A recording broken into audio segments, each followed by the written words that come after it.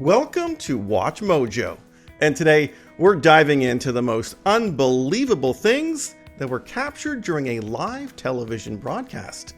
And we're starting with the craziest events that aired live in the 1990s.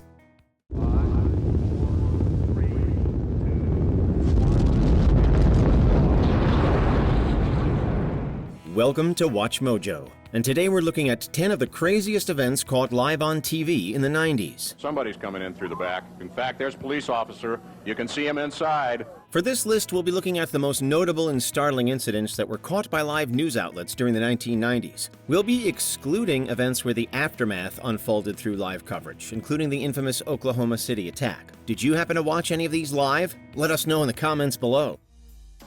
Princess Diana's funeral. The death of the People's Princess on August 31, 1997 shocked not only the UK, but also the planet. Diana, Princess of Wales, has in fact been killed in that car accident. Princess Diana, her partner, the Mercedes-Benz's driver, and her partner's bodyguard were all traveling in a car that crashed into a pillar inside Paris's Pont de l'Alma tunnel at 12:23 a.m. For hours, both the world and the media's attention were fixed firmly on the status of the grievously injured Diana. Following a 6 a.m. news conference held by anesthetist Bruno Rio announcing her demise, the Princess of Wales's funeral would be broadcast live several days later. Drawing an estimated 2.5 billion global viewers, the September 6th ceremony was one of history's biggest televised events, but it also unfortunately resulted from a huge tragedy. I'd like to be a queen of people's hearts in people's hearts, but I don't see myself being queen of this country. Mike Tyson bites Evander Holyfield. We tell you to name a famous moment in boxing, and chances are you'll quickly mention the Mike Tyson ear bite. The sense of anticipation as before the first fight is almost palpable. Here we go, fight 2, round 1. The fight was between Tyson and Evander Holyfield, and they were battling for the WBA Heavyweight Championship. It took place in the MGM Grand Garden Arena and was broadcast live by pay-per-view. However, the fight ended in a startlingly anticlimactic but legendary manner when Tyson bit off a piece of Holyfield's hearing organ. What happened here? Tyson was disqualified, ending the bout in less than 3 full rounds. Look out, he's pushed right here. But when the initial disappointment wore off, it left behind an iconic piece of pop culture history. When did we get that on tape? The San Diego Tank Rampage. On May 17, 1995, an ex-Army soldier named Sean Nelson took possession of an M60 tank from the California Army National Guard and drove it through the streets of San Diego. The incident lasted nearly half an hour, with Nelson destroying objects like utility poles, bus benches, and citizen vehicles. Luckily, no one was injured, and Nelson proved to be the only fatality when he was shot by responding police officers. 34-year-old Sean Nelson had been a tank crewman in the Army, but police had no idea who was at the controls until it was over. The unique chase was captured by news cameras and televised, with viewers likely glued to the screen to witness this once-in-a-lifetime event. The O.J. Simpson Bronco Chase. Throughout the 1970s, O.J. Simpson was a household name for another reason. Regarded as a stellar running back, Simpson earned fame and set rushing records during his time with the Buffalo Bills. That obviously changed in 1994 when Simpson was accused of murdering Nicole Brown Simpson and Ronald Goldman. This resulted in the now legendary Bronco Chase of June 17th, which saw Simpson fleeing the police in a white Ford Bronco. O.J. Simpson is still traveling very slowly northbound along the 5 freeway, coming up again towards the 91 intersection. The slow chase down Interstate 405 was extensively covered by the news, who were following from above in helicopters. People have pulled over, many of them carrying signs reading things like "Save the Juice," "Go OJ." Multiple major networks stopped their programming to broadcast the chase, and approximately 95 million people watched it unfold. This was event television, and it started one of the most famous criminal trials of our time. It's hard to say what in the world is on his mind at this point. Ayrton Senna crashes. A 3-time Formula One champion, Ayrton Senna was participating in the 1994 San Marino Grand Prix when he tragically lost his life. No one had died at a Formula One race in 12 years, with the last incident occurring at the 1982 Canadian Grand Prix. During the live race, Senna left the track and struck a concrete barrier at 131 miles per hour.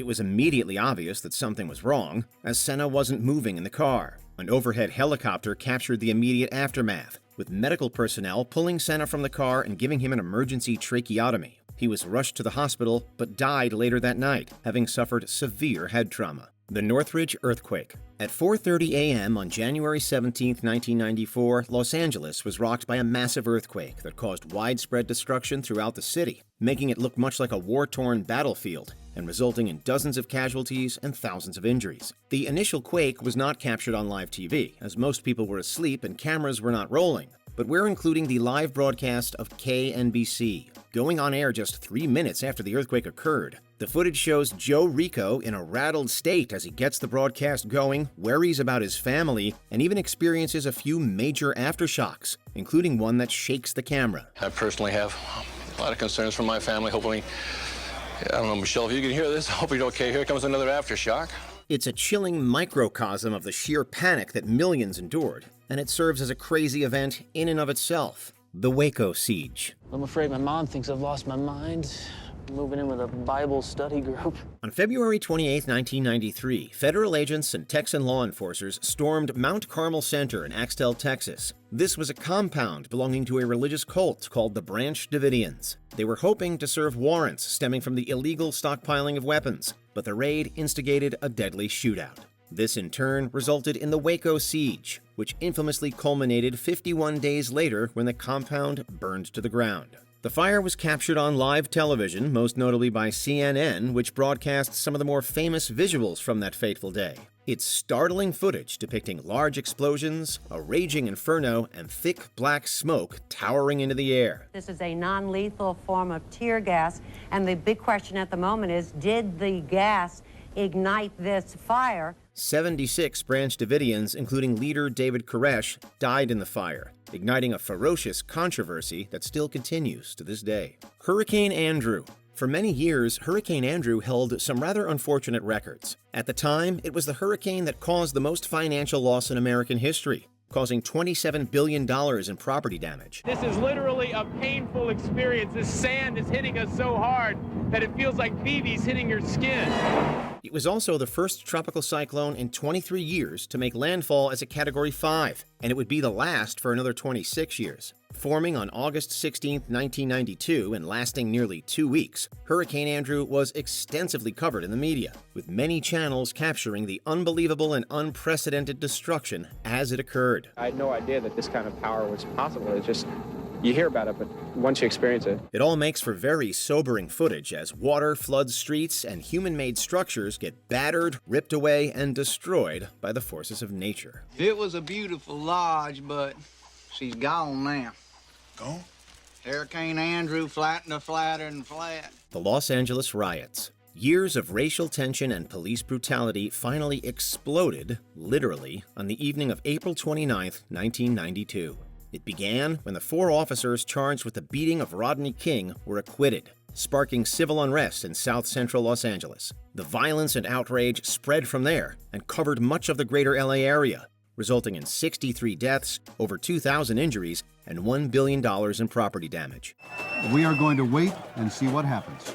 The immense looting and destruction of property was extensively covered by the media over the next week. Look at all the people going back into the store. It's amazing. Now the store is going to fill up with looters again. Some of the riot's most famous events, including the attack on truck driver Reginald Denny, were broadcast on live TV, despite the horrific violence. The Hubble Space Telescope launch. Despite being built in the 1970s, the Hubble Space Telescope didn't launch until 1990. The delay was attributed to multiple factors, including fiscal constraints, technical difficulties, and the catastrophic Challenger disaster of 1986. But with much fanfare and news coverage, the telescope was officially launched on April 24, 1990, via the Space Shuttle Discovery. 5, 4, 3, 2, 1, and liftoff. The mission, titled STS-31, lasted 5 days and drew much public attention. It was also captured by various IMAX cameras, the footage of which appeared in the movie Destiny in Space. Now, the Orpheus telescope has been released into orbit. We are riding with it. The successful mission helped re-establish faith in the space shuttle program, And the telescope has gone on to make some of the most important astronomical discoveries of our time. Like the 90s, the 2000s were also a pretty wild time. And thanks to live TV, we got to see plenty of crazy events play out in real time. And then it happens. Welcome to Watch Mojo. And today we're counting down our picks for the top 10 craziest events caught live on TV in the 2000s. Look at this. The undercarriage of this awning is being torn apart. For this list, we'll be looking at the most unforgettable moments from the 2000s that were captured by live television cameras. Which of these events do you remember watching in real time? Number 10. Olympic marathon runner is tackled. It was the 2004 Summer Olympics in Athens, and Brazilian runner Vanderlei de Lima was hoping to score big in the men's marathon. De Lima was leading the race by around 25 seconds when he was attacked by an Irish priest named Neil Horan.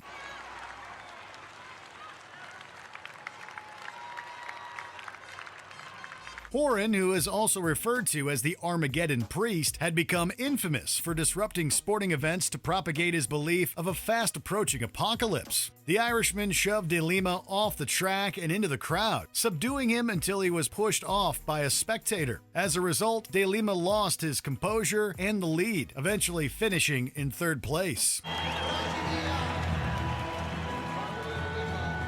Horan was later dismissed from the clergy. I went slightly too far, I must say, and I've apologized many times for possibly depriving him of the gold medal.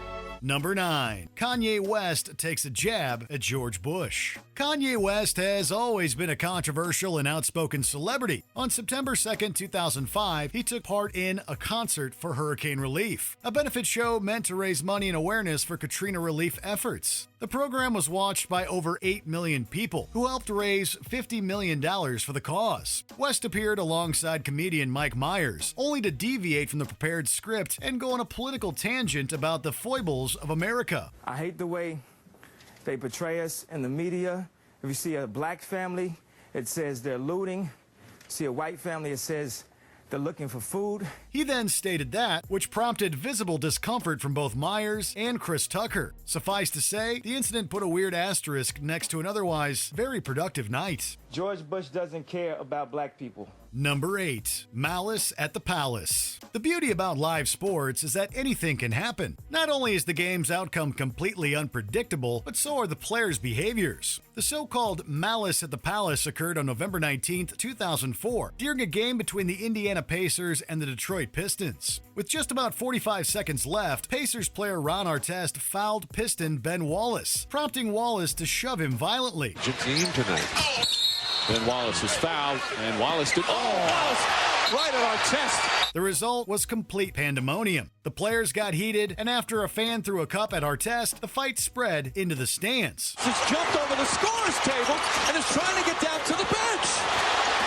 9 players were suspended, 10 people were charged with assault, and the NBA implemented many new reforms to prevent future incidents. In short, it's one of the worst fights in sporting history. What a disgraceful showing from the Pistons fans here. Number 7. The landing of JetBlue Flight 292. JetBlue Flight 292, an airplane traveling from Burbank to New York, made headlines on September 21, 2005. Soon after departing, the pilots discovered a malfunction that stopped the plane's landing gear from retracting. The tower confirmed that the front wheels of the plane were twisted 90 degrees. This prompted an emergency landing at Los Angeles International Airport. However, there was too much fuel in the plane, which posed a dangerous risk upon touchdown. As a result, they had to fly over Los Angeles for hours, drawing the attention of national news outlets. So the wheels are literally sideways.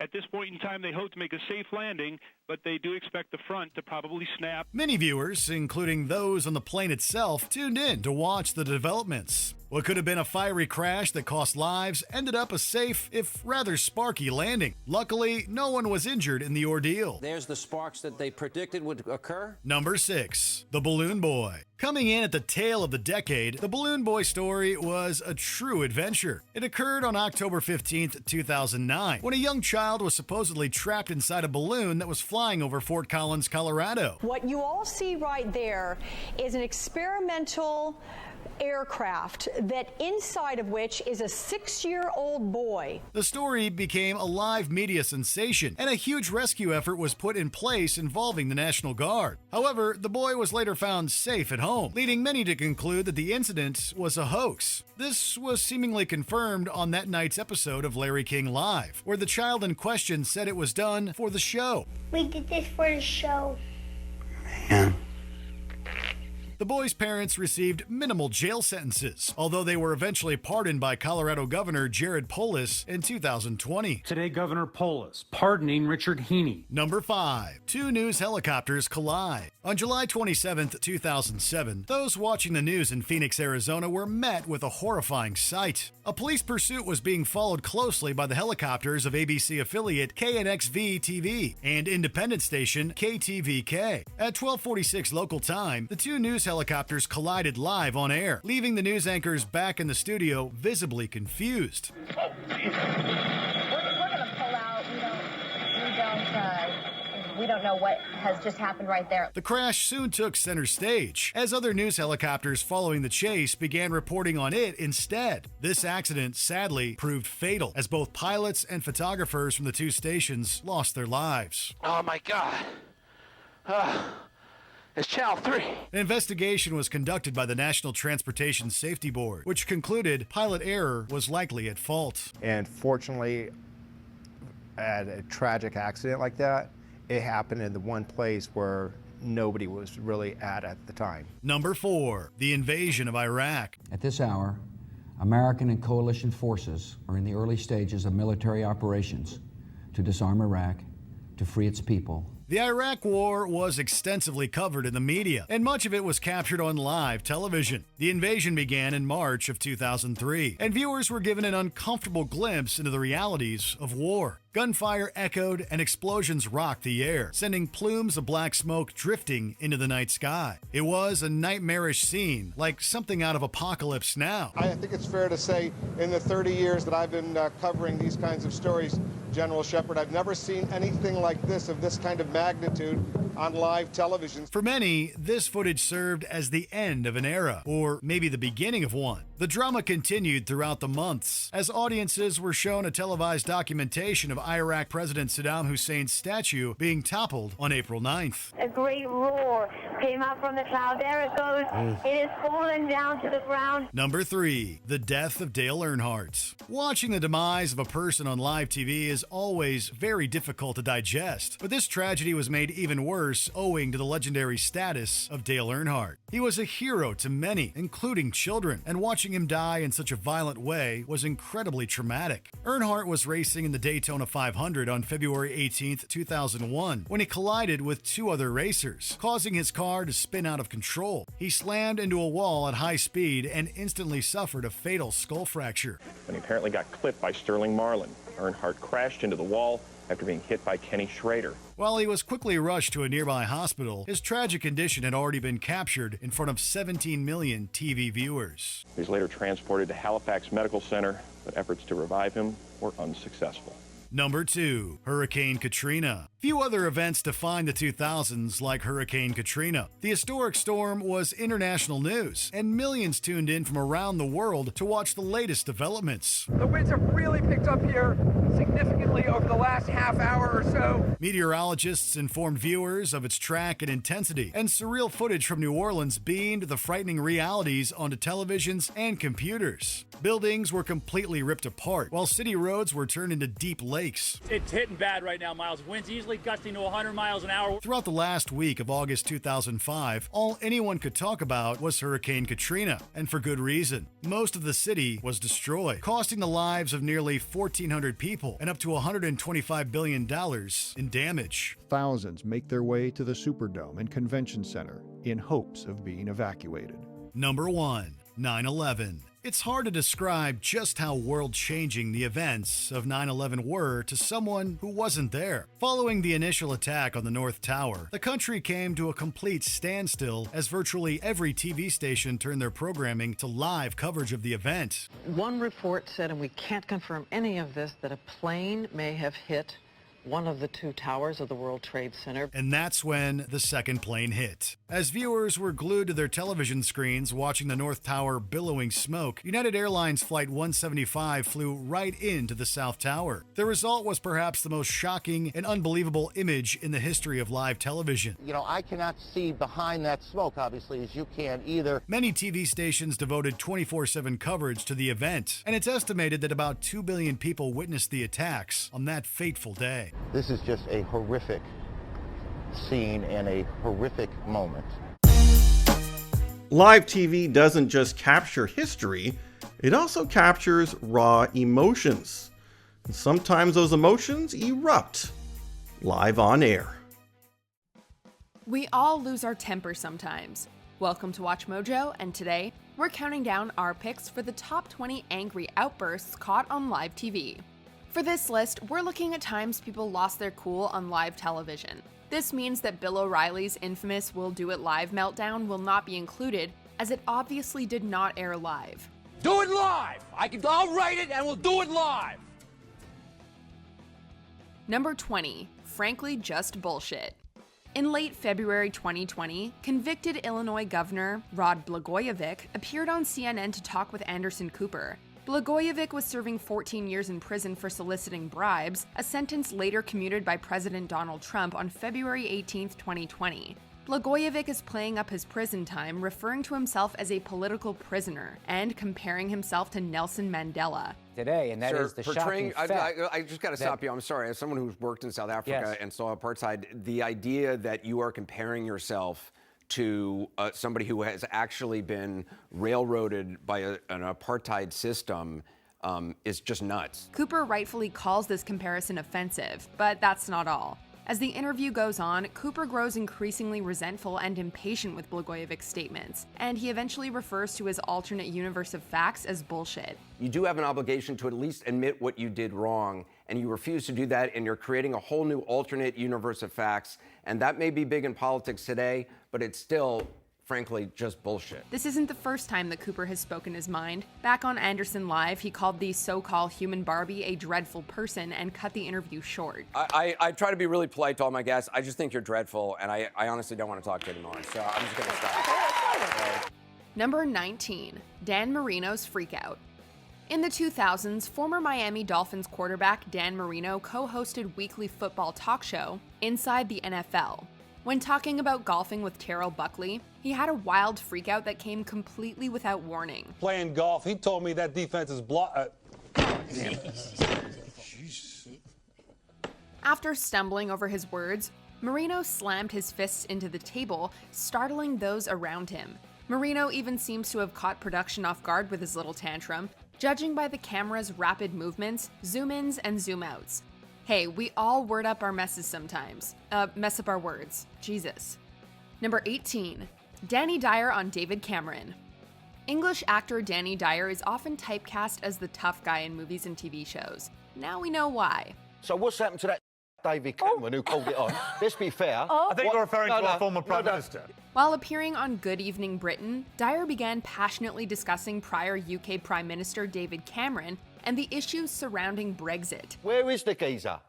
I think he should be held accountable for it. He should be held accountable for it. His rant included several profanities and various colorful names for David Cameron, like geezer and twat.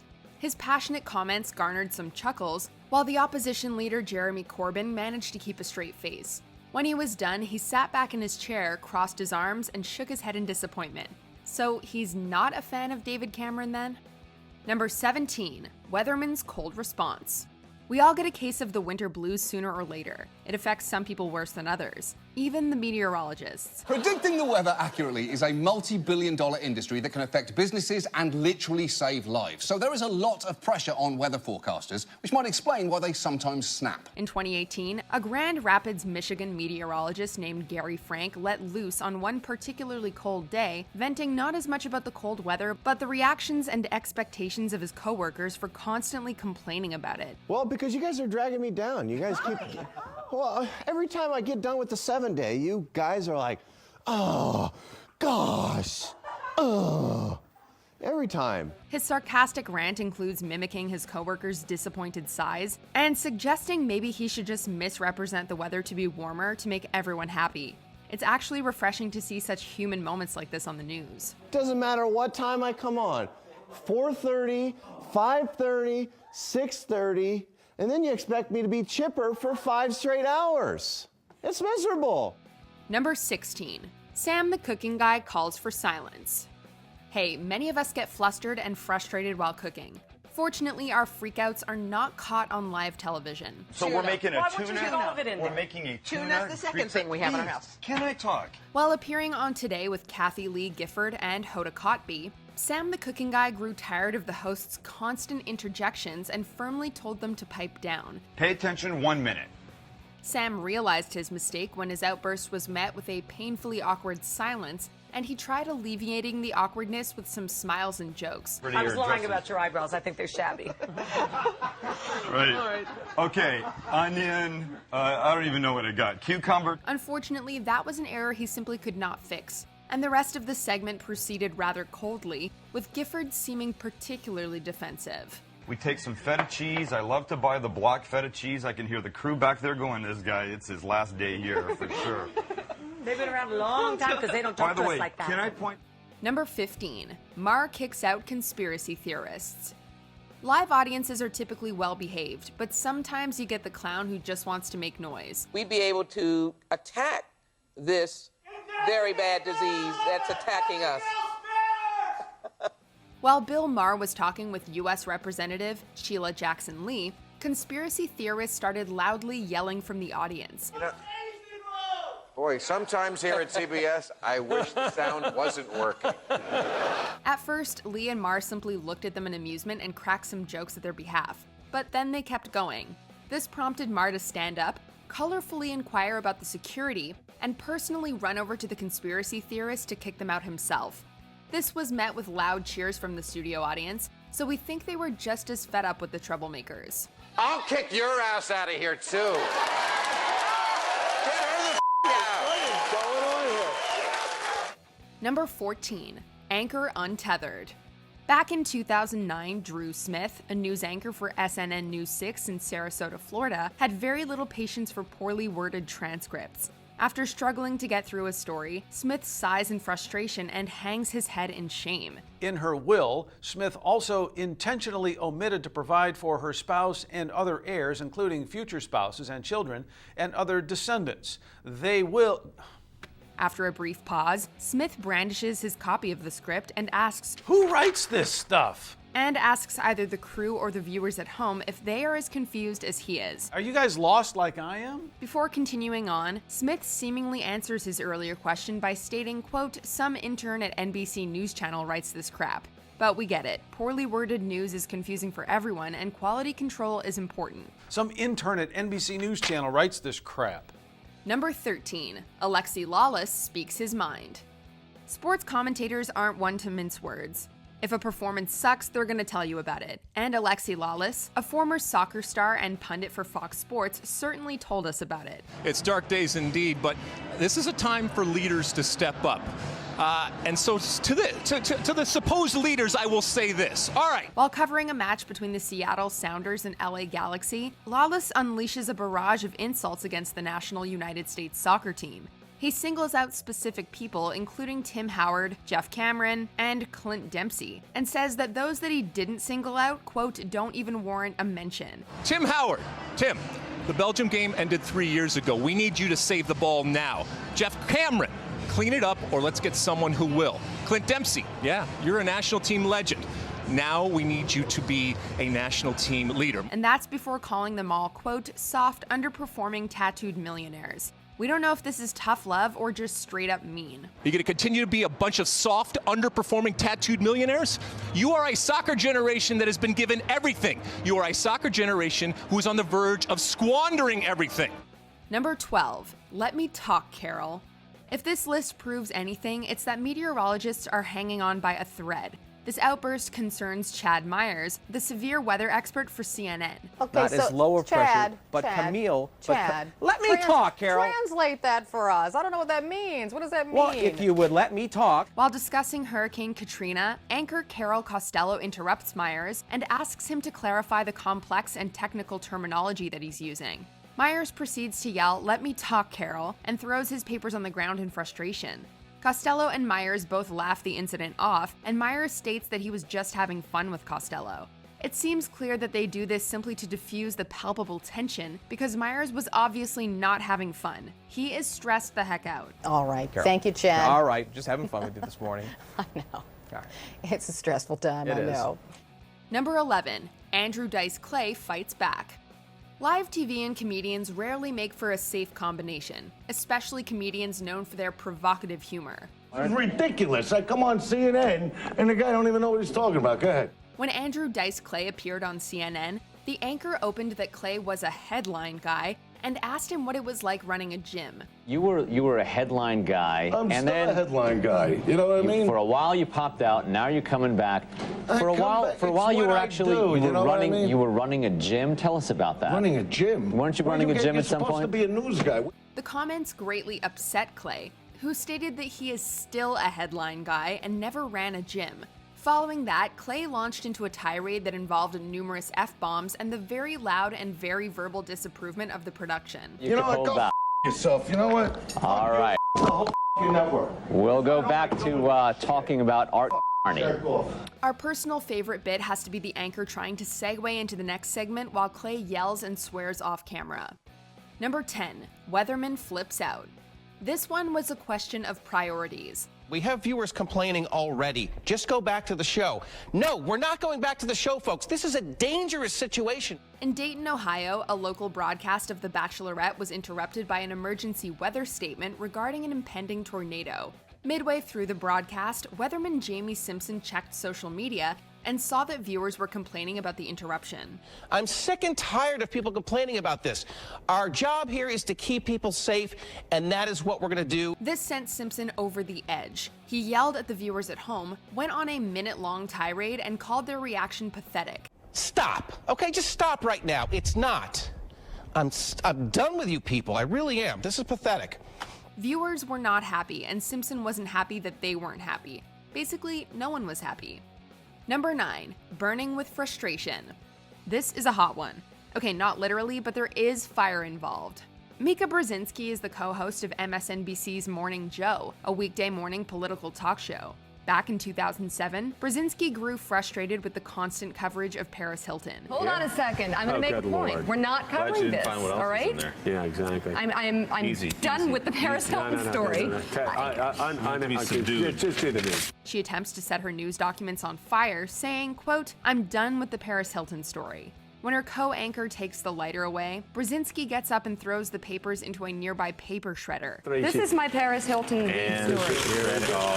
What a statement.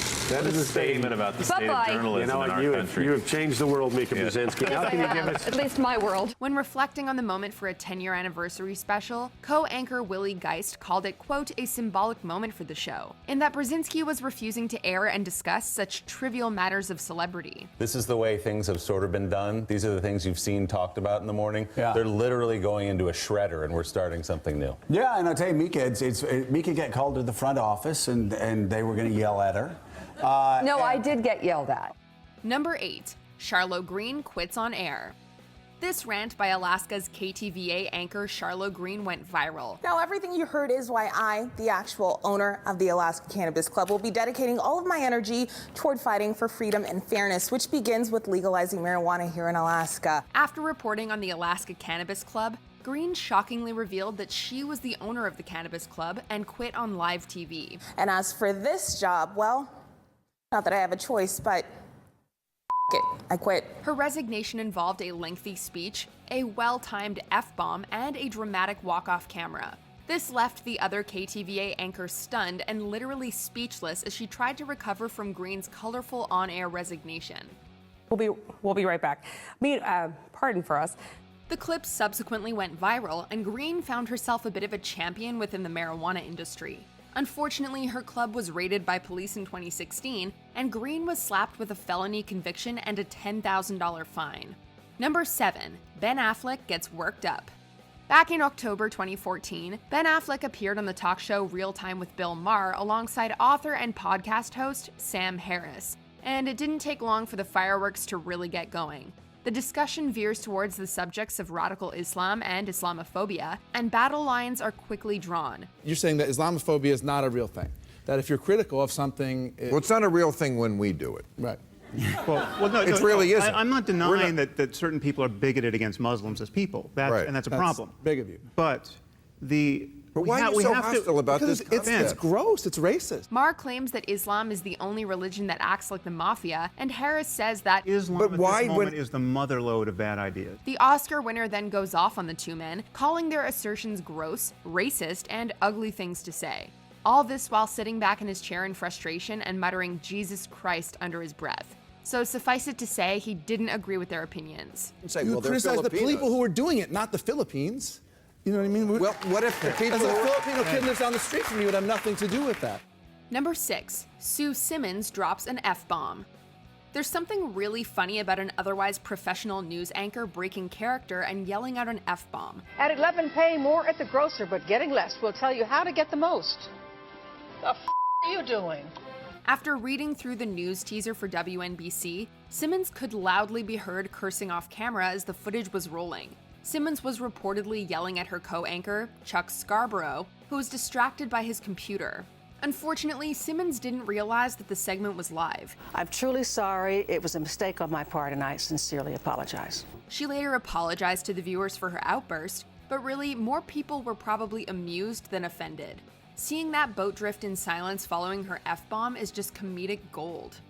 Number 5. R. Kelly versus Gayle King. Even though this interview wasn't aired live, it was presented exactly as filmed. R. Kelly has long been the subject of numerous sexual assault allegations. I didn't do this stuff. This is not me. I'm fighting for my life. Y'all killing me with this. In March 2019, Kelly appeared on CBS This Morning with Gayle King to discuss the allegations and the recent documentary, Surviving R. Kelly. Kelly grew increasingly emotional and frustrated as the interview progressed, culminating in him screaming right into the camera. This is not about music. I'm trying to have a relationship with my kids, and I can't do it. He then stood up and continued to shout, pounding on his chest. It didn't end there, as his tirade continued for almost another minute. Number 4. Walking away from Bill O'Reilly. Please welcome Bill O'Reilly. And here we have another disagreement arising over religion and extremism. Back in 2010, political commentator Bill O'Reilly appeared on The View to promote his book Pinheads and Patriots, Where You Stand in the Age of Obama. The discussion turns towards an Islamic community center called Park 51, then scheduled to be built near Ground Zero. And let me break this to you. 70% of Americans don't want that mosque down there. So don't give me the we business. O'Reilly claims without proof that, quote, 70% of Americans don't want that, and that it's inappropriate, quote, because Muslims killed us on 9/11. Muslims killed us on 9/11. Whoopi yells, "Oh my God," shoots back in her seat and swears at O'Reilly before she and Joy Behar storm off the set. This is anything but scripted, just a real impassioned reaction. You're outraged about Muslims killed us on 9/11. Number 3. Jim Ryan versus Dick Oliver. This legendary argument took place on July 19th, 2001. Good Day New York anchorman Jim Ryan is watching a report from Dick Oliver on a landlord-tenant dispute.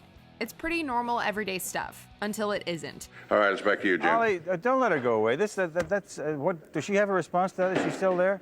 What's that? Did the lady just leave? Yeah. Oh, that's too bad. After Oliver lets his tenant interviewee leave, Ryan chastises him for the quality of his reporting. This results in a bitter and very awkward back and forth on live television, and you can see the tenant cringing and suppressing a laugh in the background. I'll give you lessons on how to become a reporter later Well, I'll on. give you some lessons on how to be an editor because I was your boss once. Yeah, you were, and are no longer. How did that happen? This incident would become so infamous that it inspired Bill Hader's Herb Welch character on Saturday Night Live, with Hader portraying an elderly reporter as combative as he is incompetent. Please just ask the question. Who started this thing? Well, a couple of us actually started. Spill the beans. Number 2, Kanye on Bush. Back in 2005, no one knew that rapper extraordinaire Kanye West would become one of the most controversial and outspoken artists of the 21st century. That is, until a concert for hurricane relief. I hate the way they portray us in the media. If you see a black family, it says they're looting. See a white family, it says they're looking for food. This was a live benefit concert that was meant to raise money and awareness for the victims of Hurricane Katrina. West was paired with comedian Mike Myers and went off script, and Myers could only stare at him in confusion and nervousness.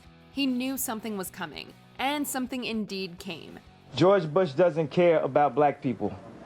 West's comment is now legendary, as is Myers' reaction and the hilarious cutaway to Chris Tucker. Number 1, Mike Tyson blows his stack. Back in 1992, Mike Tyson was sentenced to 6 years in prison for the rape of 18-year-old Desiree Washington.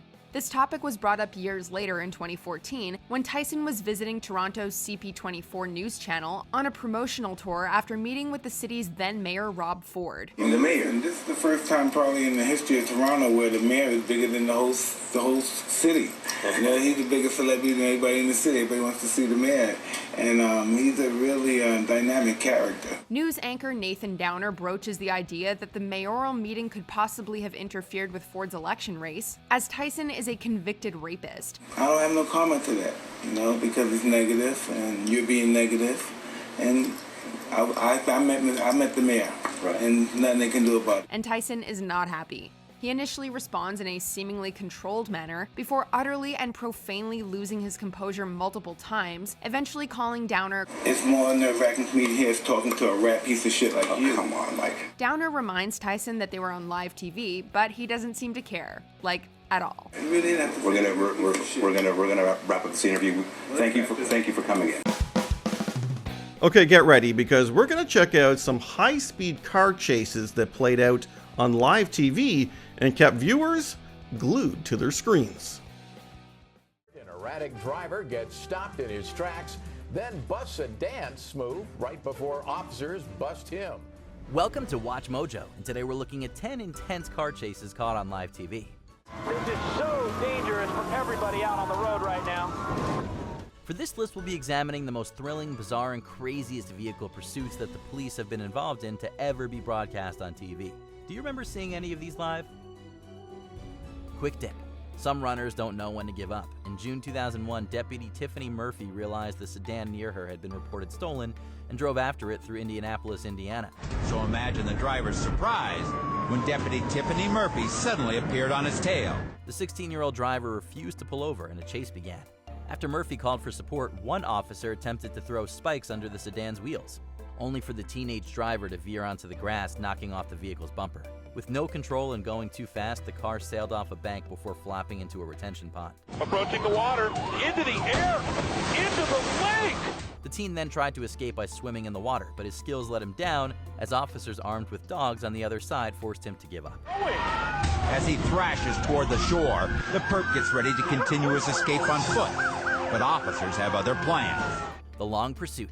Usually car chases are pretty short and sweet, but not this incident in October 2011 in Ontario, Canada. This is where all the drama began at 4 a.m. when police say a man stole a flatbed truck and took off, prompting the chase. Jason Meadis stole a flatbed truck, and when the cops spotted him, he went on a cruise around the province lasting 500 kilometers, around 311 miles. Up to 20 police cars and a helicopter followed this truck during its sightseeing cruise. As news of the chase spread, crowds gathered to get a look. Eventually seeing the pointlessness of continuing since the vehicle contained a restricted speed device, Meadis gave himself up and was arrested. Police say the truck pulled over suddenly and voluntarily. Altogether, the chase lasted a whopping 5 hours. The law came down hard on Meadis as he was sentenced to 2 years in prison, 3 years of probation, and banned from driving for life. California speeding. Using substances and driving is a bad mix, but in February 1997, Cameron Taylor took it to another level in San Diego, California. Now he's in the driver's seat, leading police on a wild chase down side streets and freeways. He got onto a bus while holding a knife, forcing the driver and the lone passenger off of it. From there, Taylor drove his hijacked vehicle around various routes, often coming into danger over his 2.5-hour trip. Crowds even gathered to watch, occasionally running alongside the rogue bus in support. A growing mob of onlookers treats the chase like a game. Thanks to a spike strip destroying the wheels, Taylor's cruise ceased. Reportedly, when he got off the bus to be arrested, a police car left in neutral and, with the cop dog in the driver's seat, ran over Taylor's foot. It's a wild finish to a bizarre chase. Reality race. Having stolen a BMW sedan in Los Angeles, California, the driver was recklessly speeding and weaving through vehicles as the police pursued. Even having a minor crash didn't stop the criminal, but LA traffic sure did. But the rear ending wasn't the surprise ending to this story. Lugging a getaway skateboard was. Seeing no option, the driver left the car on the road and used a skateboard to try and escape. For 5 seconds, the suspect tried to skateboard away from officers in hot pursuit on foot. But then a red truck tried to block his path. When that didn't work, it tried again and succeeded in stopping the skater who was arrested. The driver of the heroic truck was reality TV star Lou Pizarro, who worked on Operation Repo, among others. The vehicle he used to help out is very similar to that in the show's intro. Police recovered the skateboard, presumably for evidence, though an officer did play footsie with it. The Valentine's Day pursuit. After South Korean national Kim Hong-il made an illegal turn in his car near Orange, California in February 1996, he did it in view of a police officer who attempted to pull him over. However, Kim refused and the chase was on. Several agencies were involved in a pursuit that began when police noticed 27-year-old Hong-il Kim driving erratically. He recklessly sped through traffic, eventually arriving at a shopping mall and nearly running people over. In the parking lot, Kim was cornered by several officers and cruisers, but he was seemingly not ready to give up. Allegedly preparing to ram a couple of officers, the police shot into the vehicle several times, fatally wounding Kim. This incident sparked a massive debate on whether the Orange County Police's actions were justified or not. Did these officers succumb to high-speed pursuit syndrome? Or did Kim pose a real danger to them? Following the fire, police in Dallas, Texas were in for an adventure in November 2001 when they saw the owner of a truck carrying lumber hanging onto the side of the vehicle to try and stop it from being stolen. After the owner fell off, a 90-minute chase began. The cops managed to shoot out the trailer's back tire. However, the sparks from the rim ignited the lumber, turning the pursuit super dangerous. And now there's flames. The truck is on fire. At one point, the heat fired a flaming wheel across the road.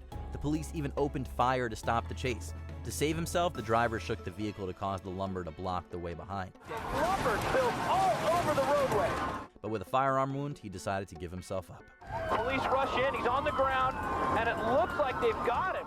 Air accident. In July 2007, a police pursuit was in progress in Phoenix, Arizona. One helicopter from KNX-VTV and another from KTVK were in the sky to report the incident.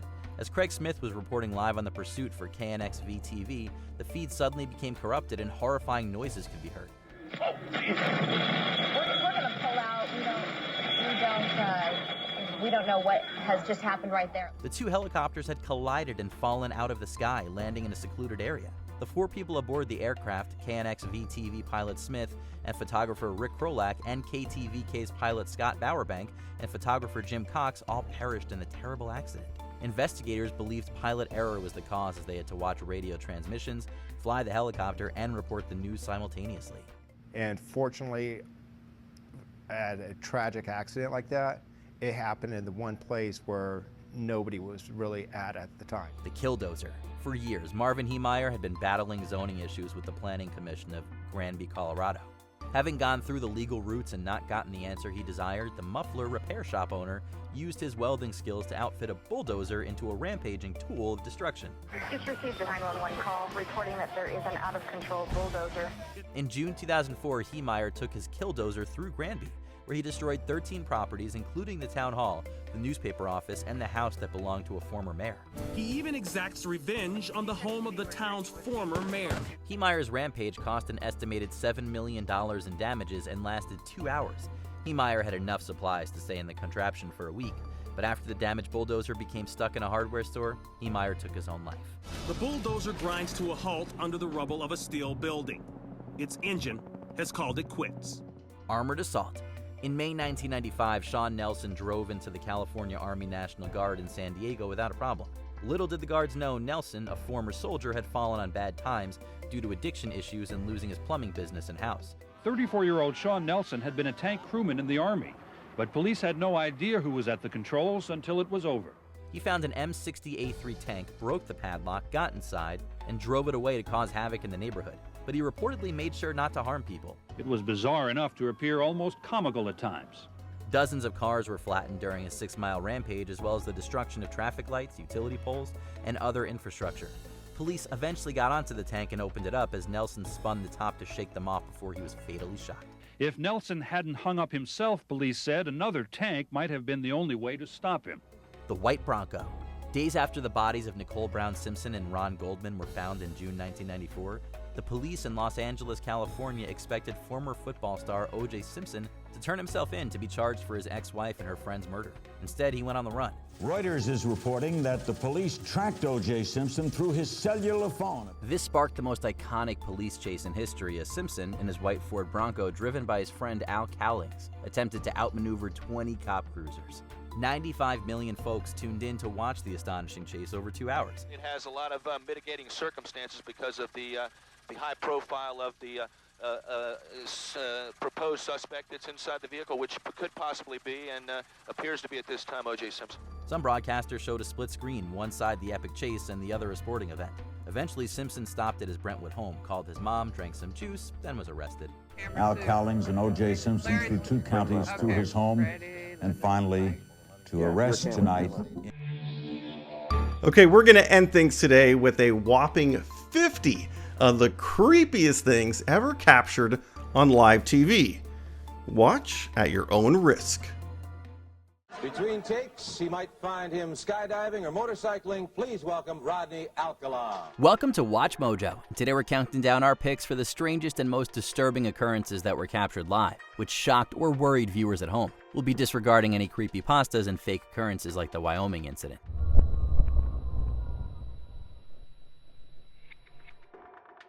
Number 50, strange individual at congressional hearing. And what I'm about to tell you sounds like it's out of some fiction spy thriller. In February 2023, Iowa Senator Chuck Grassley testified before the House Judiciary Subcommittee about alleged abuse of federal authority. But for most viewers at home, Grassley's words were eclipsed by the eerie presence of a man sitting right behind him. Throughout the 15-minute statement, this bespectacled figure stared right at the camera with an unsettlingly blank expression. He hardly moved and, even more unnervingly, barely blinked, only occasionally closing one eye in a slow, deliberate manner. Many have speculated that he might be Grassley's aide, but even that has not been confirmed. This strange individual's chilling stare was enough to give anyone the creeps. The point being, there was no real purpose for another briefing, let alone a member level. Number 49, TV presenters spooked by poltergeist. Y yo creo que para las ciudades que antes no nevaba, va a empezar a nevar. In October 2016, popular Mexican clairvoyant Moni Vidente appeared on the TV program Sale el Sol to discuss the weather. But her presence seemed to stir something unsettling in the room. Just as Vidente began talking about the existence of angels, a piece of the set mysteriously broke away and crashed to the floor right behind her. This left another set piece spinning in place, a sight that sent chills through one of the startled presenters on the panel. After this clip went viral, Vidente took to social media to state that she had felt the presence of a powerful spirit in the room, which some believe may have been behind the eerie disturbance. These souls, who for whatever reason are not at rest, are also not aware that they have passed on. Number 48, ghost sighting during cemetery tour. And as you can see behind me here, we have a few gravestones, but what you can't see because it's dark out. When you wander through a cemetery, you might find more than what you bargained for. Just ask WNYT reporter Sam Hessler. In 2021, during Halloween season, Hessler and her camera crew visited Green Ridge Cemetery in Saratoga Springs, New York, to cover their spooky twilight tours. While she reported in front of the camera, it appears one of the cemetery's residents was keeping an eye on things. Far in the background, viewers pointed out what looked like a ghostly figure floating across the graveyard. This chilling sight was only noticed after the footage made it on air. Perhaps it's wise to steer clear of cemeteries if you want to avoid encountering restless spirits. Number 47, news anchor suffers stroke on air. The Tulsa Air and Space Museum is hosting a launch today. Sometimes the most unsettling moments have nothing to do with the supernatural. Case in point, this eerie clip from a 2022 news report. Oklahoma anchor Julie Chin was delivering a story on NASA's Artemis launch when suddenly she began struggling to speak. Despite the teleprompter guiding her, Chin was unable to articulate the report. Instead, she presented a disturbing sight that left viewers at home deeply concerned. It turned out Chin was experiencing the onset of a stroke live on air. Her colleagues called 911 after recognizing the emergency, and she was rushed to the hospital. Thankfully, she recovered swiftly, but this incident is a stark reminder of how quickly things can go terrifyingly wrong. I'm sorry, something is going on with me this morning, and I apologize to everybody. Number 46, Japanese tsunami ghosts. When night falls and the light has vanished, there are ghosts wandering around this area. In March 2011, Japan was gripped by one of the most horrific natural disasters in human history. A powerful earthquake rocked the sea floor, triggering a tsunami that claimed nearly 20,000 lives and inflicted over $300 billion in damages. Amid the devastation, news cameras captured some strange images in the water. White, ghostly figures appeared to leap from the waves, landing on nearby buildings or simply vanishing into thin air. These spectral sightings didn't end there. In the years following the disaster, many survivors reported seeing the restless spirits of the victims roaming the streets and in some cases hailing down cabs. Could these be actual ghosts or mere manifestations of grief? The answer remains unknown. And another 3,000 people whose bodies have not been found continue to haunt some of the survivors. Number 45, twin sisters run into oncoming traffic. 40-year-old identical twins from Sweden wandered out onto one of Britain's busiest motorways. In May 2008, passers-by on the M6 motorway in England called highway police after spotting twin sisters Ursula and Sabrina Eriksson recklessly darting into traffic. A documentary crew for the BBC series Motorway Cops happened to be with the police, and their cameras captured the bizarre events that followed. While talking with the officers, the sisters suddenly broke free, running into oncoming traffic and sustaining severe injuries. Even after regaining consciousness, Sabrina attacked an officer and attempted to run back onto the highway before being restrained. Just days later, Sabrina ended the life of an innocent man who offered her a place to stay out of pity. It's believed that both sisters suffered from a form of shared psychosis. What would possibly compel anyone to do this? Number 44. ABC Australia accidentally broadcasts disturbing ritual. The state government announced the proposed legislation today. It's in part due to the stabbing of a police dog during an arrest in Brisbane last year.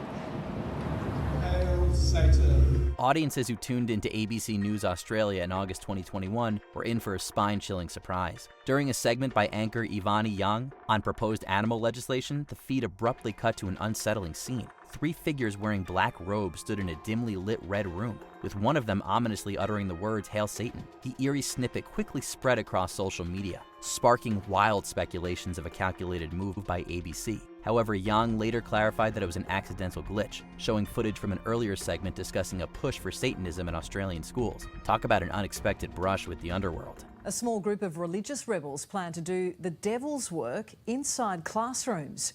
The Noosa Temple of Satan wants its religion taught in schools. Number 43, Pope Francis vanishes. And then watch this right here, coming up right after this. You've heard of religious miracles like turning water into wine or parting the Red Sea, but have you ever imagined the Pope vanishing into thin air? One social media user claimed to witness just that during a live broadcast from the Vatican City. In the eerie footage, Pope Francis is seen addressing the crowd from his balcony, but as he turns to retreat inside, he simply disappears into nothingness. It's a spooky sight that left the individual who posted the video understandably alarmed. The clip ignited a flurry of conspiracy theories. Is the Pope a hologram? Was he being shielded from some unseen danger? Maybe, but the true explanation may be as simple as an editing glitch. And poof, he's gone. Did you see that?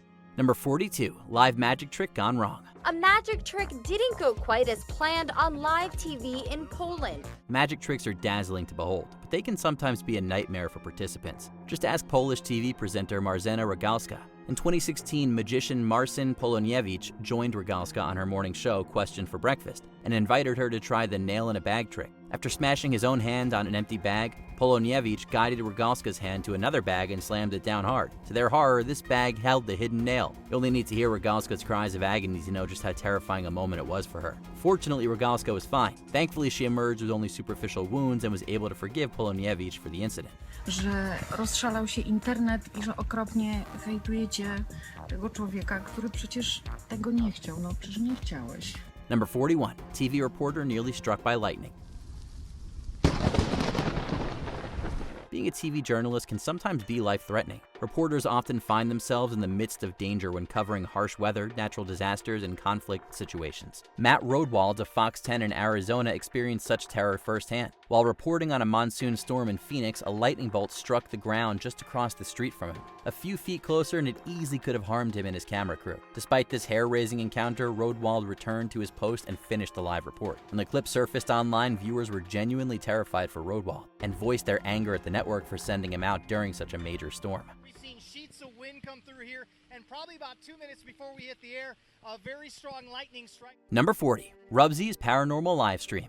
This eerie encounter looks like something straight out of a horror movie. YouTuber Rubsy was reportedly pet-sitting at a friend's house when his live stream audience noticed something strange. At first, it appeared that the door behind him was opening unaided. Sure, that could be attributed to a faulty hinge, but when it suddenly slammed shut all by itself, it became apparent that something spooky was going on. From there, things devolved into a horror fest. Lights going on and off, objects moving about seemingly on their own. There's enough happening to make just about anyone lose their mind. But surprisingly, Rubsy maintains his composure throughout the ordeal, adding an even more unsettling layer to the unfolding situation.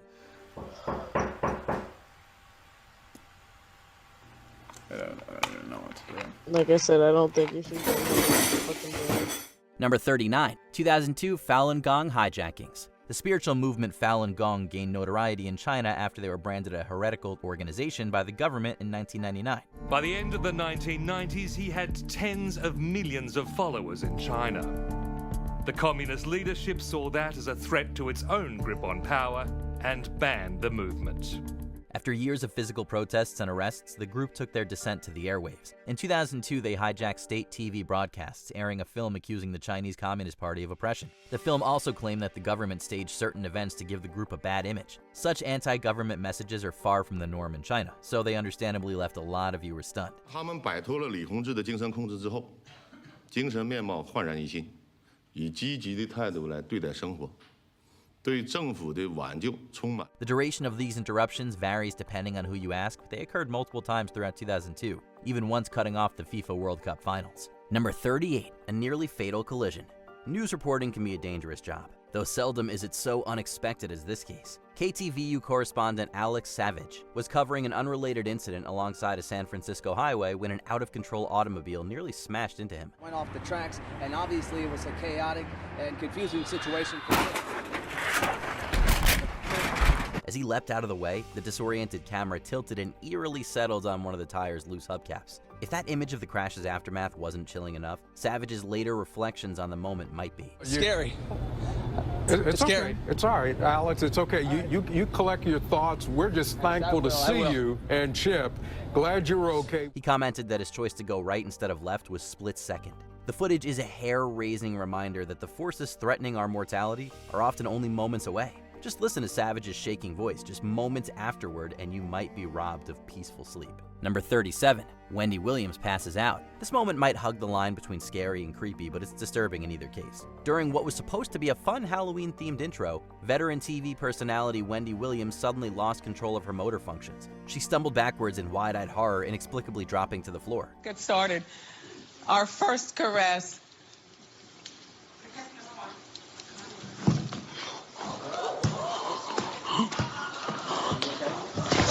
Williams later explained that dehydration and a sudden rise in body temperature caused the incident, and she was able to recover before the broadcast was even over. That was not a stunt. I'm overheated in my costume and I did pass out. But you know what? I'm a champ and I'm back.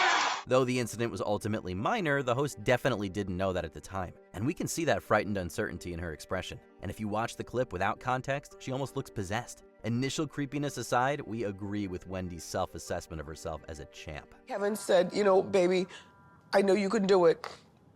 Go back out there and show them what you're made of. Close out the show. I said, I know, right? Number 36, ventriloquist Senate candidate. In 2012, Republican hopeful Barry Hinckley challenged Democratic incumbent Sheldon Whitehouse for the Rhode Island Senate seat. During his campaign, Hinckley released an adorable ad featuring his young son Hudson that grabbed everyone's attention. However, when they both appeared for a follow-up interview on Fox News, many were unsettled by what they saw. When host Neil Cavuto questions Hudson about the ad, Hinckley strangely mouths the exact words the boy says. What are your friends saying when they see you on TV? I don't know right now. Did you notice the dad's lips moving? Sort of like a bad ventriloquist? If we didn't know any better, we'd think the Senate candidate and his son were just a bad ventriloquist act looking for some airtime. The interview unsurprisingly left a bad taste in people's mouths, which may have contributed to Hinckley's eventual loss at the polls. Why were you mouthing the words that he said? Well, I'm not sure. Obviously we were both a bit nervous because it was the first time we did national TV. Number 35, mysteriously moving glass of water. The Primera Edición breakfast show in Honduras had their own fair share of a spooky occurrence during a live taping in 2015. While presenting the morning news, host Carlos Molina notices his glass of water move on its own. Dicen por acá, aquí prohibida la pólvora. Todo el mundo revienta cohetes. He's taken aback, naturally, and calls the attention of his co-host Pablo Zapata to it. Molina described feeling a chilling sensation just seconds before observing the self-sliding glass, attributing it to a paranormal experience. Pero no hay desnivel. No me preocupe. No hay desnivel.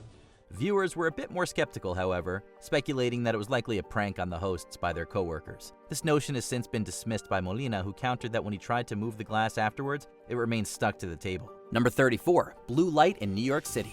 Aliens, UFOs, the apocalypse. Those were some of the thoughts on the minds of New Yorkers when a bright blue light engulfed the sky in December 2018. Many who were indoors witnessed the eerie lights being broadcast on the news, as they pretty much turned nighttime to day. Overnight, the New York City sky lit up in a supernatural shade of blue. Oh my God. What is that? That looks gnarly. Look at the sky. Well, that doesn't look good. Sparking alarms citywide. To further complicate matters, some residents saw the lights in their homes flicker and the LaGuardia airport experienced a total blackout. Fortunately, this one wasn't the work of any extraterrestrial force. Instead, the blue light was caused by an explosion at a power plant in Queens, which would explain the outages residents experienced. The explosion and fire knocking out power in the area and wreaking havoc at LaGuardia Airport. Guess the aliens decided to take a rain check on their invasion plans. Number 33, UFO flashes intense bright light. In February 2020, a crowd of over 200 people gathered for a UFO sighting at Yaya Beach in Peru, which has been described as a hotspot for the strange objects. The event was covered by Capital TV and broadcast live to thousands of viewers. At one point, some people in the audience noticed an unexplained light hovering above the sea. They pointed their laser pens at the mysterious object, only to be hit by an intense bright light in response. As the program was filmed late in the night, it's not quite clear what the light source could be. A boat? A drone? A UFO? We'll leave that for you to decide. Number 32, Spanish reporter with reptilian eyes. This unsettling footage was captured by a viewer who was watching the Spanish news channel Televisión Español Internacional.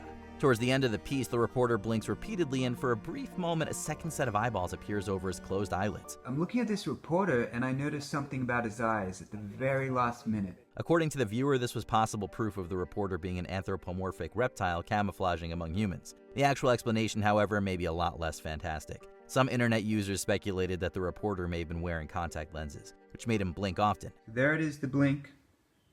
I'm gonna do it in slow-mo now. There we go. That, combined with a camera compression glitch, likely resulted in the reptilian effect. Either way, the appearance is sure to give anyone watching the creeps. Number 31, paranormal newspapers. These days it seems poltergeists and breakfast shows go hand in hand. Yet another alleged poltergeist disturbance occurred on the Morning Club show at Club FM in Tirana, Albania. At first everything seems normal until suddenly it isn't. The host, Blendi Saleh, appears to be interviewing a guest on the program when a newspaper on the table in front of them abruptly flies off camera.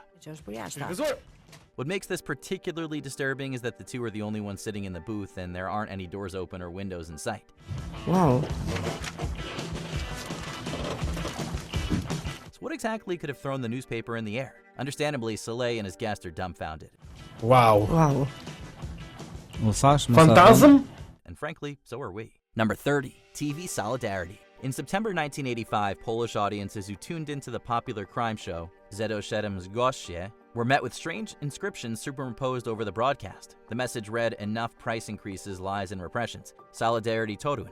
And "It is our duty to boycott the election." It was later revealed that this intrusion was carried out by 4 astronomers from the University of Torun in Poland. This was done as a show of support for the Solidarity opposition movement, which had called for a boycott of the 1985 parliamentary elections in protest of the communist regime. This fight with the communist monster was really impossible. We could only fight against it by using its own weapons, because it pretended to be the people's system. The men were eventually apprehended, but due to their significant contributions to the Polish scientific community, they were only fined and given probation. Number 29, UFO descends on London football match. In February 2019, the 8th edition of the FA Women's League Cup was underway. The second semi-finals match saw Arsenal go up against Manchester United, with the former winning by 2-1. But it seems humans weren't the only ones interested in the league. During the aforementioned match, one eagle-eyed fan spotted a mysterious object hovering above the stadium. Where Melbourne Victory face Perth Glory, that's at 2:45 a.m. on ESPN. And Brisbane Roar are up against Sydney. Upon closer inspection, the viewer noticed a strange red object emitting the light. Like many other sightings, it's hard to tell if this was some form of spacecraft or just a drone. That's at 2:45 a.m. on ESPN. And Brisbane Roar are up against Sydney live. If it was indeed a bunch of aliens watching, we can only hope they at least enjoyed the game. Number 28, the ghostly groundsman. In September 2016, football fans who tuned into Sky Sports for Sunderland's match against Everton were in for a spooky surprise. Here's Lukaku, on for his hat-trick to finish it! While the pundits discussed the game afterwards, observant viewers picked up an enigmatic figure on a screen in the background, which then mysteriously vanished. The individual appeared to be a groundsman tidying up the stadium after the game. Is the fact that last season they're a bit of an unknown quantity.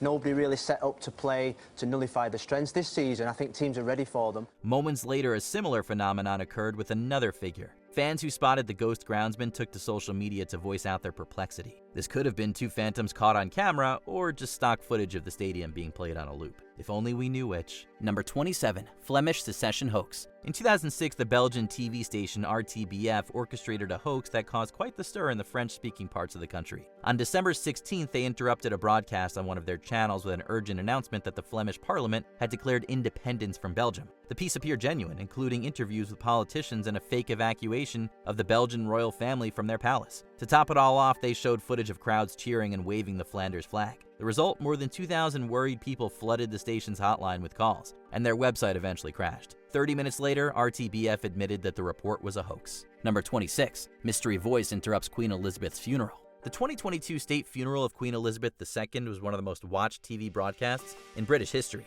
with over 26 million residents tuning in to catch the event. Some of London's busiest routes closed, lined with people, throwing flowers, cheering, taking photos.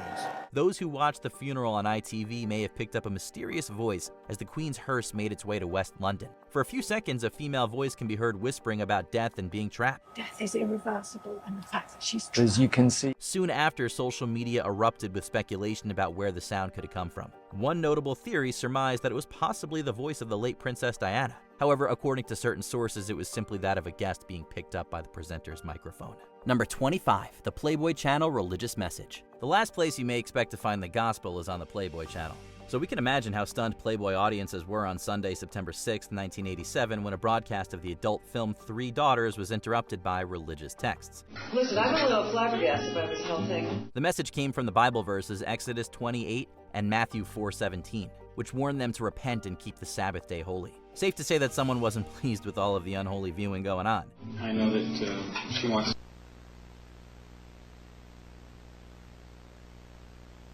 A federal investigation later revealed that someone was Thomas Haney, a technician at the Christian Broadcasting Network. Haney was found guilty of satellite piracy and sentenced to 3 years probation.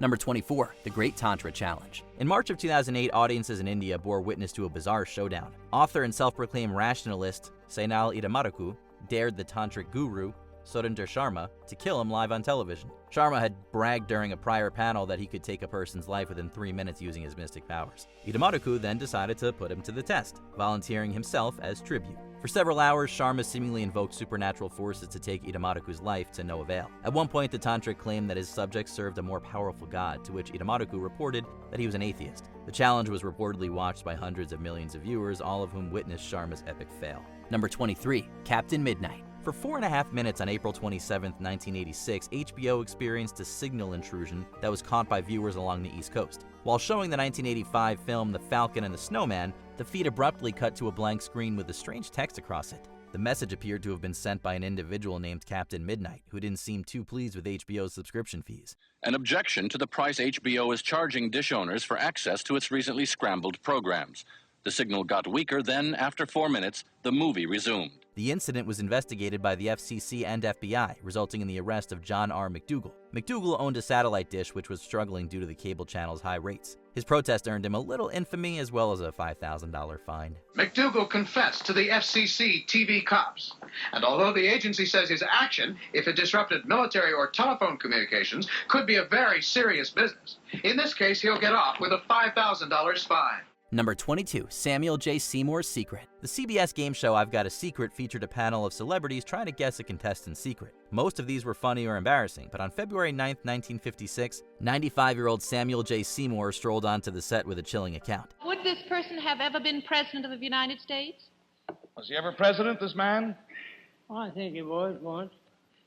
Would it have been Abraham Lincoln? After being questioned by the celebrity panel, Seymour revealed that he was reportedly the last surviving witness of Abraham Lincoln's assassination. Seymour claimed that at the age of 5, he sat across from the presidential box at Ford's Theater in Washington, D.C., when John Wilkes Booth fired the fatal shot. When he saw Booth jump from the box to the stage, at which time he broke his leg, his only concern was not for the president, because he didn't realize that the president had been shot, but the poor man who fell out of the balcony. His haunting recollection of the event brought history to life and must have sent shivers down the spines of all who listened. Number 21, Dutch TV presenters eat each other. Yeah, you heard that right. In December 2011, Dennis Storm and Valerio Zeno, two presenters on the Dutch show Guinea Pigs, took a bite into the bizarre but seemingly devouring pieces of each other's flesh live on air. No jokes about fava beans and a nice Chianti here. It was undoubtedly an unsettling sight, as Storm and Zeno underwent surgical procedures to remove small chunks of flesh from their buttocks and abdomen, respectively. These were then cooked by a chef in front of a live audience and presented to them. The brazen stunt certainly left a bad taste in many viewers' mouths. I ate his liver with some fava beans and a nice Chianti. Nevertheless, it didn't cross the legal line, as cannibalism is permitted in the Netherlands, provided that it is not done with malicious intent. Number 20, Zombie Emergency Alert. Back in 2013, a handful of Americans were tricked into thinking that Armageddon was finally at the door by a prankster who seemed to have been taking notes from Orson Welles. Metal casing is definitely extraterrestrial. Not found on this Earth. Friction with the Earth's atmosphere usually tears holes in a meteorite. This thing is smooth. The unnamed joker found a way to hack into a Montana TV station's emergency broadcast system and sent out a newsflash detailing the rise of the undead from their graves, along with a warning not to engage. The hoax announcement played over airings of The Steve Wilkos Show, and despite its illegitimacy, the message sounded real enough to turn a few heads, stirring concern among viewers across parts of the United States. Do not attempt to approach or apprehend these bodies, as they are considered extremely dangerous. Fortunately, it wasn't long before the truth was made known and the perpetrator was apprehended. Number 19, The Haunted Dolly. Here's one that'll rock the boat. On ITV's This Morning, a couple were being interviewed about alleged strange activity surrounding a China doll they'd gotten from a thrift store. You almost look like, Debbie, you don't want to even look at the doll. No, I don't. Are you a bit scared? I don't even want to touch it. Really? Yeah. This included scratches on the husband and sporadic fire alarm bursts. Whilst the hosts were rightly skeptical, viewers were more convinced. They observed the doll start to rock in its chair during the interview, seemingly of its own volition. Look, that chair's beginning to rock. Rocking. Look at that. Who's doing that? Stop it. Who's doing that? The doll was on the show again just a few weeks later, but this time with a new owner. The lady who bought the doll in here originally, who bought it, she said her husband was scratched on his arms and legs. Yeah, she did, didn't she? So do you believe that this doll has done that? Yes, I do, because I've been scratched over the past week or 8 days that I've had the doll. Where have you seen? On my arm. It's no surprise the toy changed hands so quickly. We've all seen enough movies to know that keeping possessed dolls around is a big no-no. Number 18, WrestleMania Chokeout. It's well known that pro wrestling is a staged but nonetheless dangerous sport that can inflict some serious injury. Richard Belzer learned this when he was choked out by Hulk Hogan on his talk show in 1985. The Hulkster, who was on the show with Mr. T promoting the very first WrestleMania, was asked by Belzer to demonstrate some wrestling moves in keeping with the promotion. Hogan responded with a headlock that sent him straight to sleep. Mr. T quickly tried to ease the shocked crowd during Belzer's blackout with a few reassuring quips. I was a sleeper hole, he'll be all right. And Belzer fortunately regained consciousness, along with a few stitches and one heck of an anecdote some moments later. And now, we'll be right back after this word from you-know-who. We'll be right back. Number 17, the Vietnam War Draft Lottery. Who wants to be a veteran? In 1969, at the peak of the war in Vietnam, CBS televised a draft lottery to determine individuals for military service and aired live from Washington's Selective Service Headquarters. The Draft Lottery, a live report on tonight's picking of the birth dates for the draft. The lottery worked by drawing birth dates at random, followed by a second drawing of letters of the alphabet to decide which men would be sent overseas first. This controversial method had not been used since 1942 during World War II. Though we thankfully live in a time where such a lottery is neither necessary nor permitted, watching this broadcast today is a chilling reminder that the futures of hundreds of men were decided by a simple sheet of paper that they watched pulled at random on television. September 14th. September 14, 001. Number 16, San Francisco earthquake newsflash. California is no stranger to the occasional rumble, but the cameras happened to be rolling during a big one in 1989. During the World Series that saw the San Francisco Giants take out the Oakland Athletics, an enormous earthquake struck the Bay Area and was caught live on television. With a magnitude of 6.9, the Loma Prieta quake was large enough to interrupt the broadcast of the game. Though it can easily be misinterpreted as crowd jubilation, screams can actually be heard just before the game feed is cut and the picture switches to the news. Candy Maldonado with the hesitation, allowing Jose Canseco to score, and he fails to get Dave Parker at second base, so the Oakland A's take. I'll tell you what, we're having an earthquake.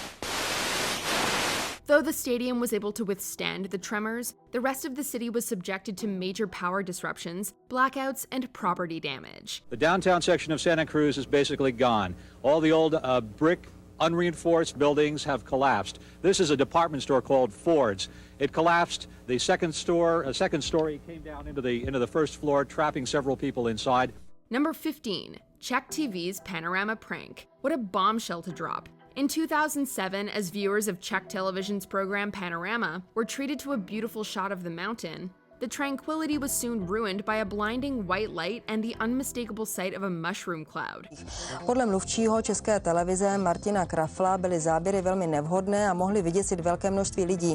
Česká televize. The bombing was quickly and fortunately revealed as a hoax, masterminded by the guerrilla art pranksters known collectively as Zhotovin. The group had apparently hacked the show's live camera feed, where they could then overwrite the footage with a CGI render they'd prepared. Zhotovin explained that the prank illustrated how easy it can be for the media to manipulate and influence its consumers with false information, the lengths some artists will go to get their work shown on TV. Number 14, the disappearing airport lady. Luggage goes missing all the time at terminals, but human beings, not so much. Yet that's what appeared to happen during an interview for Danish network's TV2's Sports Center. At an airport baggage claim, just behind the gentleman on camera, a blonde woman seemed to vanish into thin air as another traveler passed in front of her. Freaky stuff for viewers who saw it live, but a logical explanation does exist. The ghost lady was identified as Danish handball player Trine Jensen. Under close analysis, she can be assumed to have walked in tandem with the passing woman, creating an optical illusion. In the moment, however, it seemed like a paranormal phenomena right out of the X-Files. Number 13,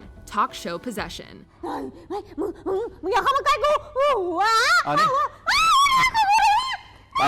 There's certainly more to this girl than meets the eye. On a talk show in 2016, Thai model Tipawa Chafupong made an appearance and claimed to have been possessed by an evil, bloodthirsty ghost while holidaying. This entity, known as Pop, was said to hunger for animal blood and human flesh. The confused hosts then watched as Chafupong began to exhibit strange behavior, muttering to herself and screaming.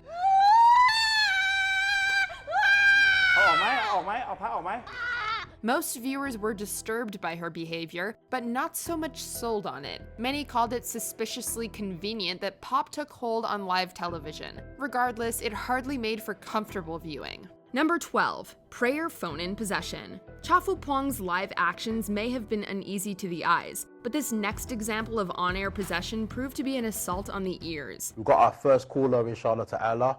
Assalamu alaikum wa rahmatullah. Walaikum salam wa rahmatullahi wa barakatuh. You okay, sister?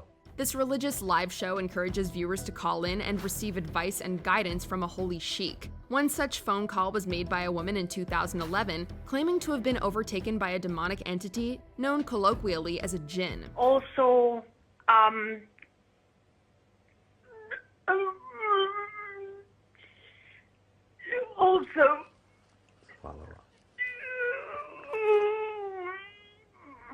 The woman then supposedly underwent a sudden change in personality while staying on the line, laughing sinisterly as she mocked the Islamic host. Go to court.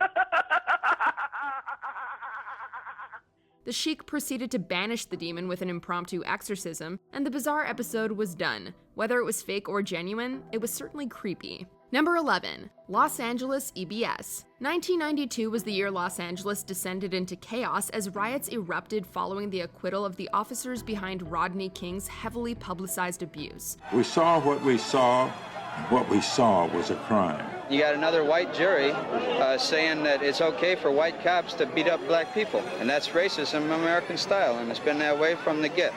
They're making it bad for all the good cops. If they're gonna let dirty cops off, how does that make a guy who's trying to do his job feel? You know? My little boy, he wanted to be a cop just like his father, but after seeing that tape, he doesn't want to be that anymore. Now I have to train him. For us to try to go back to tell black people in the community that justice is blind, they say, you're right. It is so blind that they can't see us.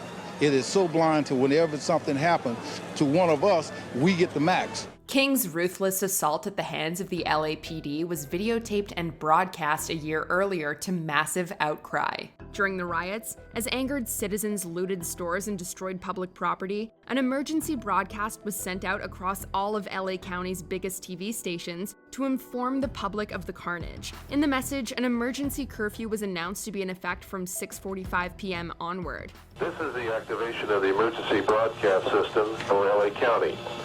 Effective at 6:45 p.m. this date, the Los Angeles County Emergency Operations Center has announced expanded boundaries for the emergency curfew. These areas are bounded by the Long Beach Freeway on the east. This chilling yet formal announcement heralded a rise in tension for the citizens of Los Angeles as they watched the collapse of their social order unfold on screen. Number 10. Alien lights over Milwaukee. It was only a matter of time until aliens came up. During a live Fox 6 news broadcast, a group of mysterious lights were seen floating above the Milwaukee night sky. The news team was understandably alarmed and quickly began to speculate as to the cause, with explanations ranging from fireworks to shooting stars and finally, aliens. It's a strange sight at first glance, certainly enough to cause some confusion and maybe even a little concern. But it only took about a half an hour to shoot down ET expectations. Mystery solved. About 30 minutes later, we're sitting in our truck here outside the Milwaukee County Courthouse and we heard them. Birds. I mean, Alfred Hitchcock, move over. This is the birds scene right here in Milwaukee. We're a little bit worried that they might drop a few presents on us. So far we've been clear. Yeah, there are just a huge flock of seagulls here this morning, but there they are. An alternative angle closer to the activity shows it to be nothing more than a flock of seagulls reflecting the bright lights of the city. That's right, close encounters of the bird kind. Now that the sun's up, you can see no aliens here in Milwaukee, just a lot of seagulls. So hope you enjoyed this mystery solved. By the way, Rob had guessed it was seagulls right away. And turns out the weather guy is always right. Have a great day, everyone.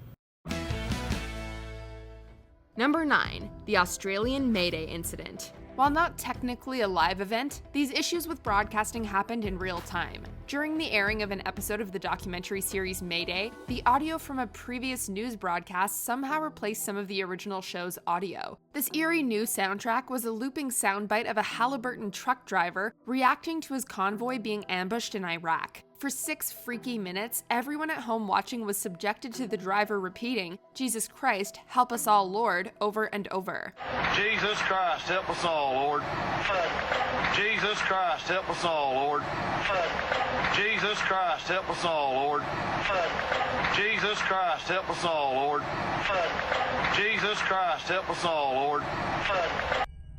The fact that this was coinciding with footage relating to a passenger train crash made a deeply unsettling end result. The creepiest part is nobody knows exactly how it happened. Mayday indeed.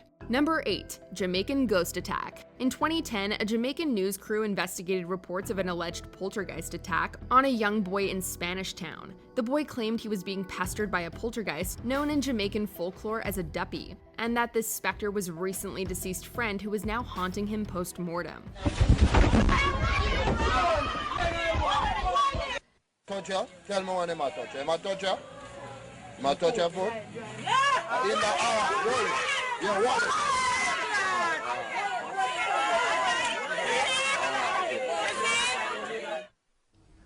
Well, our cameras were in the area again this morning as a clergyman visited the boy's home to witness the events for himself and tried to help. The news crew were astonished during the interview when he was seemingly grabbed and dragged around like a rag doll, whilst onlookers desperately attempted to intervene. Unsettling as it seems, the case should be taken with a grain of salt. Most cases involving children who report being bothered by spirits are usually attributed to a neglected or traumatized child lashing out. Try to take him away, let me see.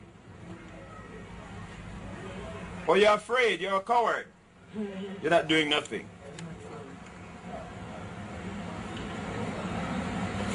Hey, watch out! All right. Oh.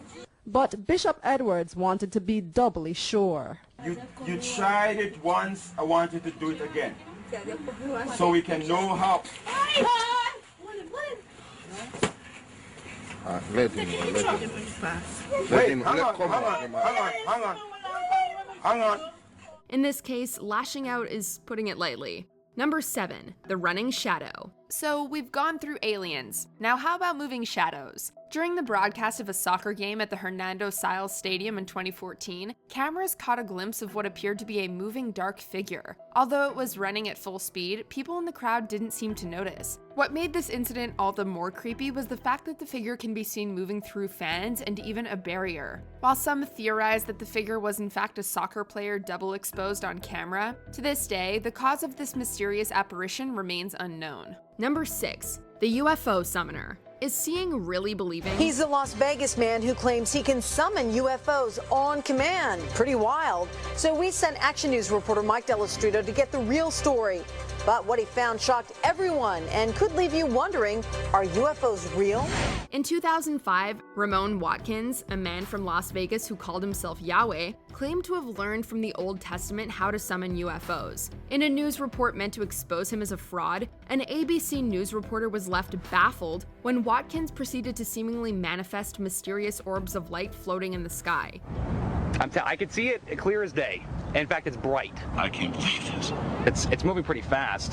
It's going to Nellis Air Force Base. It wants to be seen. We called Nellis to see what these things might be. Guess what? They didn't call us back. But this thing started coming back toward us. It's coming toward us now, I think. What? See, it's coming up toward us. Whoa, man! Oh, hallelujah! Then, a few seconds later, it disappeared. The orange lights danced above their heads momentarily before disappearing. Many who saw this demonstration hailed it as evidence of the Almighty, referring to the fact that it had been the news team who had picked the location, day, and time to conduct the interview, leaving practically no room for Watkins to have feasibly staged the summoning. Divine power or complex misdirection. How's that for a magic trick? Number 5. The Vrillon hoax. Across the pond in 1977, something even more bizarre occurred. The UK's Southern Television had their evening news interrupted by a 6-minute audio message of apparent extraterrestrial origin. The unsettling, booming voice coming through claimed to represent the Ashtar Galactic Command. In Australia, Mr. Kerry Packer's cricketers are still pleading by yesterday's High Court decision, which lifted the ban on them playing in Test matches. This is the voice of Allah, representative of the Ashtar Galactic Command, speaking to you. For many years you have seen us as lights in the stars. We speak to you now to say the same as we have done to your brothers and sisters all over this, your planet Earth. These aliens offered humanity a peaceful alliance if they renounced their corrupt ways and weapons of war, speaking cultishly of new ages and promises of transcendence. This is our message. Really appreciate And that we can't I insist on the liquor full of only really choice ingredients.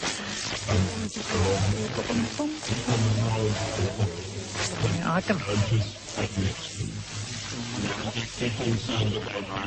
The channel apologized for the outlandish signal intrusion, chalking it up to a hoax. It would indeed be strange if aliens broadcast a message to just one channel. Those responsible have never come forward. Dare we look up to the sky and wonder? Days of your existence, may you be blessed by the supreme love and truth.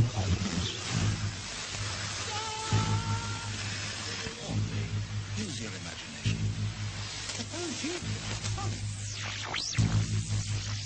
Number 4. Justin from Big Brother 2. Slimeball Justin Sebic was frequently overly confrontational with other contestants during his tenure on Big Brother.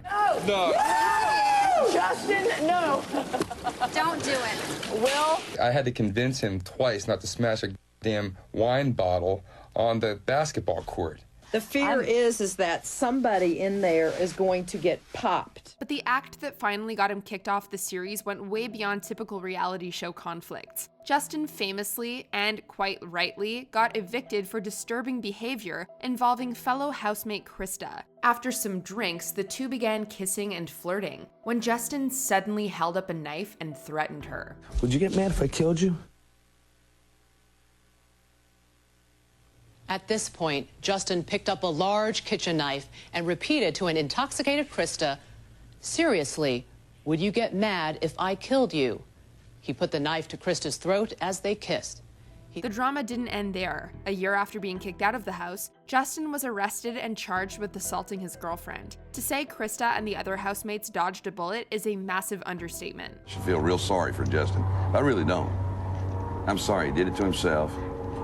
You know, he got warned and warned and warned and warned. Number 3, a criminal on the dating game. Not quite your Mr. Right. On a 1978 episode of The Dating Game, Bachelorette Cheryl Bradshaw chose contestant Rodney Alcala as her man. Well, let's see. Bachelor number 1 is a successful photographer who got his start when his father found him in the dark room at the age of 13, fully developed. Between takes, he might find him skydiving or motorcycling. Please welcome Rodney Alcala. Rod, welcome. Though he was a successful photographer, Alcala was later turned down by Bradshaw for his creepy behavior. Why do you say that? Because that's the only time there is.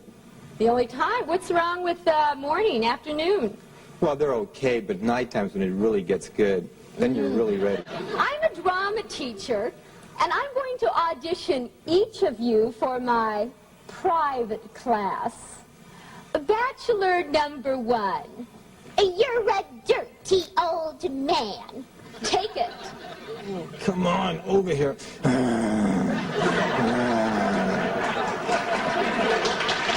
Bradshaw may have escaped with her life. It turns out that Alcala was a repeated offender of serious crimes, including a string of killings he committed throughout the 70s, and his rejection on the show may have been a contributing factor in the murder of a further 3 women. Alcala is serving life in prison to this day, and his final kill count remains ambiguous. We're going to have a great time together, Cheryl. Serial killers are tremendous actors. Pat Brown, a criminal profiler, watches that show and sees nothing unusual because, she says, that's what Alcala wanted. Serial killers are predators, and yes, they act like an animal that is trying to get his prey, and the rest of the time is trying to blend in so we don't notice him. At least one person noticed something. Bachelor number 2, Jed Mills, still recalls how Alcala seemed dark, slimy, and obnoxious. Number 2, Gary Stolman. The lengths people will go to make themselves heard. He saw us arriving, he put the gun down and said, "I don't want to hurt anybody," and that was it. Moments after the police left the station, the KNBC newscast resumed with a report on the incident. In the middle of a 1987 broadcast, Gary Stolman walked onto the KNBC set behind TV reporter David Horowitz and pointed a gun at his back, ordering him to read a statement concerning paranoid theories that the CIA cloned Stolman's father. The blindsided presenters were clearly horrified, but Horowitz was able to keep us cool throughout. The statement ended with the admission that the firearm was a BB firing replica before Stolman calmly placed the toy on the desk apparently having never intended to harm anyone. The gunman placed the gun on the desk, and anchorman John Beard grabbed it. Burbank police wrestled the man to the floor. He has been identified as Gary Stolman, and he said he never intended to harm anyone. Indeed, the gun proved a fake. But Stolman may still face a variety of charges. He is the son of pharmacist Max Stolman, a former member of the Channel 4 News team reporting on medicine and related issues. Max Stolman said, "I do have a sick son. He has been hospitalized a number of times. I am thankful he wasn't killed." This incident resulted in Horowitz spearheading a campaign to ban realistic toy firearms. Number 1. The Max Headroom Hijack. In 1987, 2 television stations in Chicago were hijacked in perhaps the most surreal act of video piracy ever recorded. It takes some pretty significant equipment, technical equipment, and some knowledge of broadcast frequencies, microwave frequencies, and a lot of power. Both instances featured an unidentified man dressed as obscure TV personality Max Headroom dancing to distorted audio. The second video, significantly longer, saw the man rambling incoherently in a distorted voice. Oh, and being swatted on the behind by an off-screen accomplice. Your tribe. That is the only way to learn. I'll get you a hot drink, miss. Some dry clothing. Because he's a freaking nerd. I think I'm better than Chuck Swirsky. Freaking buffoon. Responses to the rubber-grinned menace ranged from bemused to horrified, and the perpetrators of this seemingly random act were never identified. The segments lasted no more than a couple of minutes, but have gone down as among the most notorious incidents in television history. That face is not an easy one to forget. My brother is wearing the other one. But it's dirty.